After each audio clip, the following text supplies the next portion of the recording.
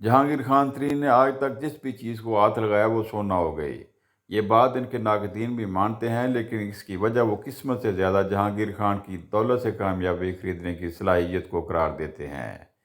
Punjab university के एक lecture से लेकर अरबपति कारोबारी तक और जहेज में मिलने वाली सियासत से लेकर मुल्क की अहम तरीन जमात के अहदों तक जहांगीर खान तरीन ने कामयाबियों की ऐसी दास्तान रकम की जिसकी मिसाल पाकिस्तान में शायद कहीं और ना मिले। इसके साथ साथ वो मुल्क की मुतनाज़ा तरीन सियासी शख्सियात की फहरिस्त में भी शामिल रहे। इनके नाकदीन में ख़ानदान वालों से लेकर सियासतदान तक शामिल हैं जो इन पर ज़मीनों और अहदों पर काबज़ होने का इल्ज़ाम लगाते हैं। जहांगीर खान तरीन के वालिद अला नवाज तरीन अयूब खान के दौर में कराची पुलिस में DIG के ओहदे पर तैनात थे। कहने वाले कहते हैं इस ओहदे तक रसाई में इनकी काबिलियत से ज़्यादा फील्ड मार्शल अयूब खान से इनकी रिश्तेदारी ज़्यादा दखल रहा। इनकी आबाई ज़मीनें तरबेला के मुकाम पर बनने वाले डैम में आ गईं, जिनके बदले इन्हें जनूबी पंजाब के शहर लोधरा में ज़रई ज़मीन अलाट की गई। पुलिस रिटायरमेंट के बाद अला नवाज ने मुल्तान में रहायश इख्तियार की और लोधरा में काश्तकारी।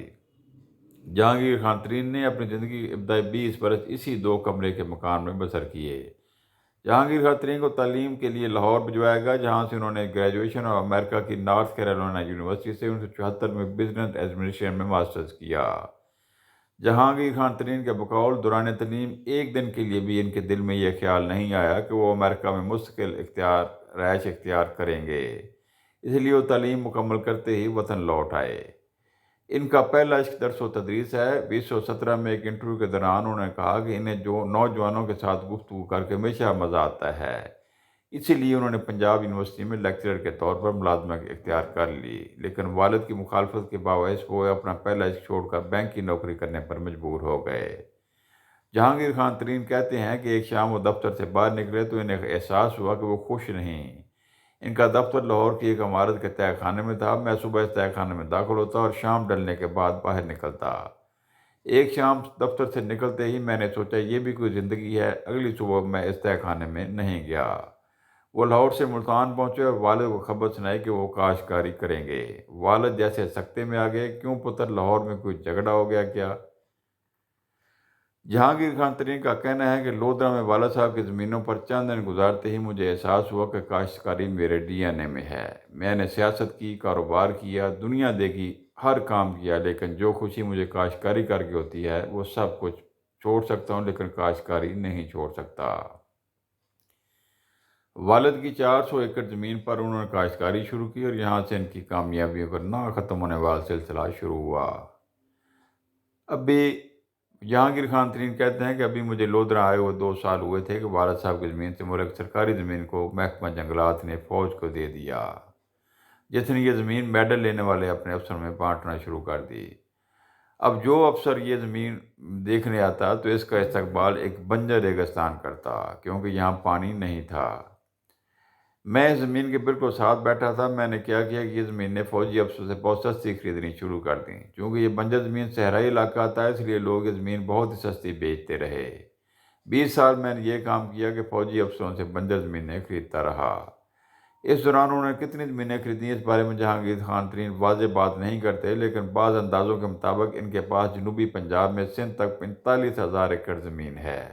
इस ज़मीन को इनकी मलकियत साबित करना मुमकिन नहीं, क्योंकि इसमें बेशतर ज़मीन इनके मुलाजमीन और रिश्तेदारों के नाम पर खरीदी गई।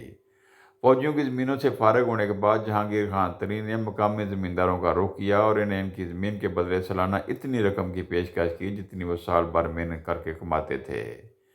बेशतर लोगों को ये पेशकश भाग गई। उन्होंने अपनी ज़मीनें ठेके पर जहांगीर खान तरीन के हवाले कर दीं। इस तरह से हासिल की गई ज़मीन का शुमार जहांगीर खान तरीन के करीबी रिश्तेदारों भी आज तक नहीं कर सके। ये सारी खरीदो फरोख्त गैर मुतनाज़ा नहीं रही। इनके बाद रिश्तेदार, इलाके के ज़मींदार और बाद दीगर अलाटियों ने इन पर ज़मीन पर कब्जे और धोखे से ज़मीनें कम दाम में खरीदने के इल्ज़ामात लगाए।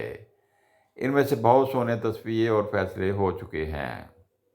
ज़मीनों से कमाई की रकम जहांगीर खान तरीन ने मुख्तलिफ सनतों और कारोबारों में लगाई। शुगर मिलें खरीदी, इसमें पैसा लगाया, बैंकों में हिस्सेदारी की, अलगर्ज हर वो मुनाफा बख्श काम किया जो कोई भी समझदार कारोबारी करता रहा।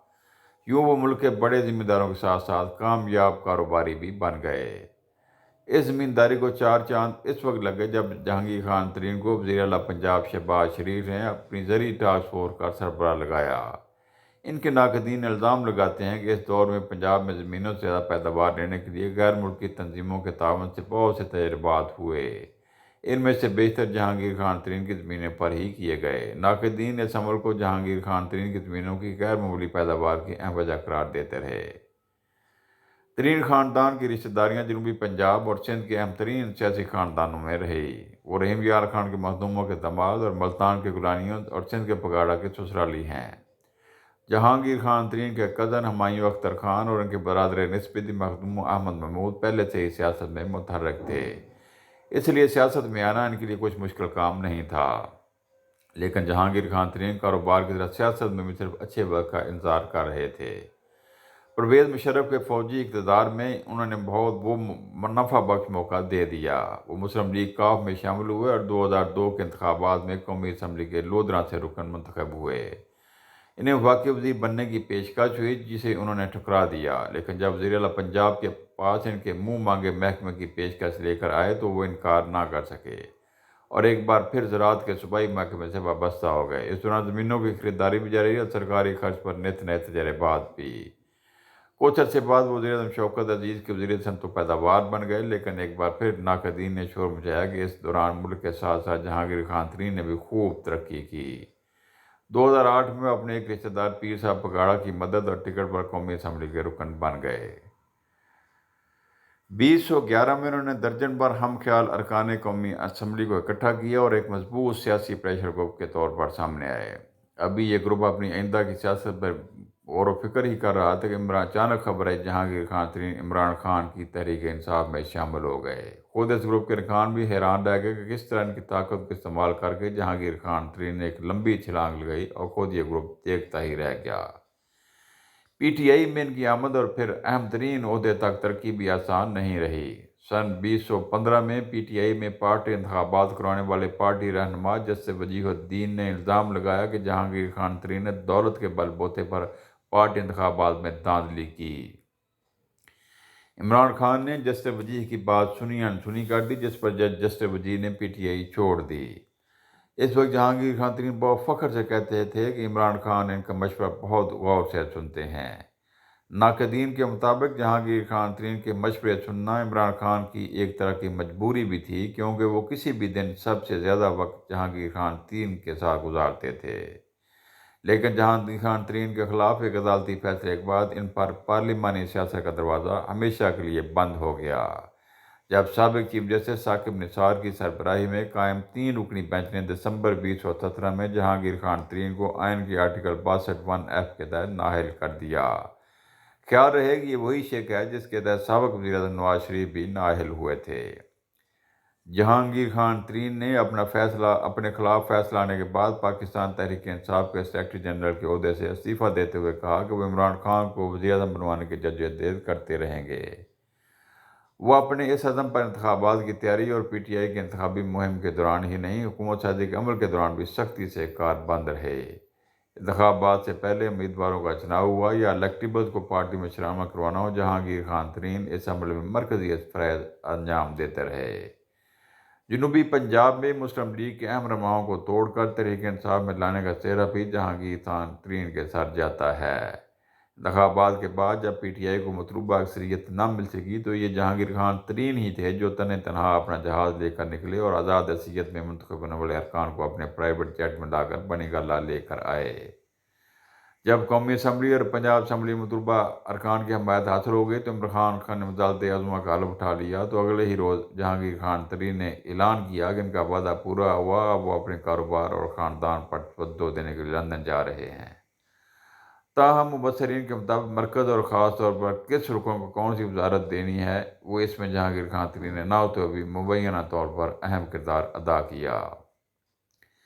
عمران خان کے وزیر اعظم منتخب ہونے کے بعد جہانگیر خان ترین کو مبینہ طور پر وزیر اعظم سیکریٹریٹ میں ایک کمرہ بھی الاٹ کیا گیا، تاہم تحریک انصاف اس کی تردید کرتی رہی۔